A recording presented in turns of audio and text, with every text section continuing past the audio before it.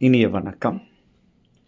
விடுமாற்றம் வேந்தர்க்கு உரைப்பான், விடுமாற்றம் வாய்சோரா வன்கணவன். இதுதான் குறள். இது 9வது குறளாக தூதிலே இடம்பெற்றிருக்கிறது. 689வது திருக்குறள்.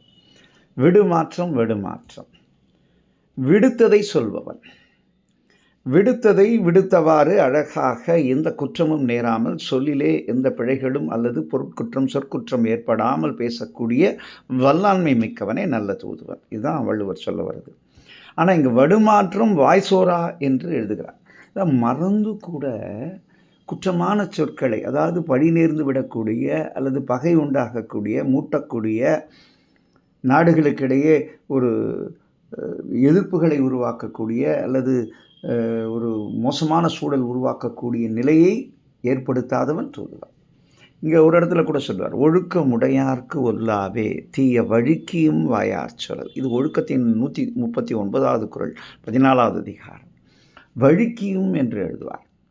இங்கே வாய்சோரா என்று எழுதுகிறார். மறந்தும் மறந்தும் தவறியும் அப்படின்ற ஒரு பொருளையும் அந்த குற்றமான சொற்களை சொல்லிவிட மாட்டார்கள். அங்கே தீய வழுக்கியும் வாயார் சொல்லல், தீயதை மறந்தும் அவர்களும் பேச மாட்டார்கள். யார்? ஒழுக்கமுடையவர்கள். அப்போது இந்த தூதுவனுக்கு தேவை ஒழுக்கம், ஆன்ற ஒழுக்கம்.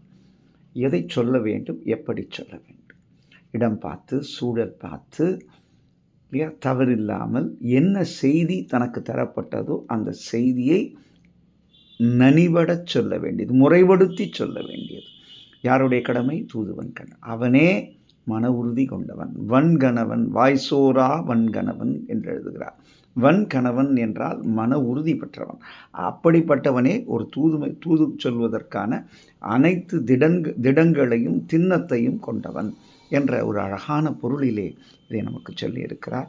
என்ன அருமை இந்த தூதின் இலக்கணம். இதை அறிந்து கொள்ள வேண்டும் நாடுகள் கூட, உலகம் கூட என்று சொல்லி இந்த நாள் இனிய நாளாக இதய வாழ்த்துக்கள். நன்றி, வணக்கம்.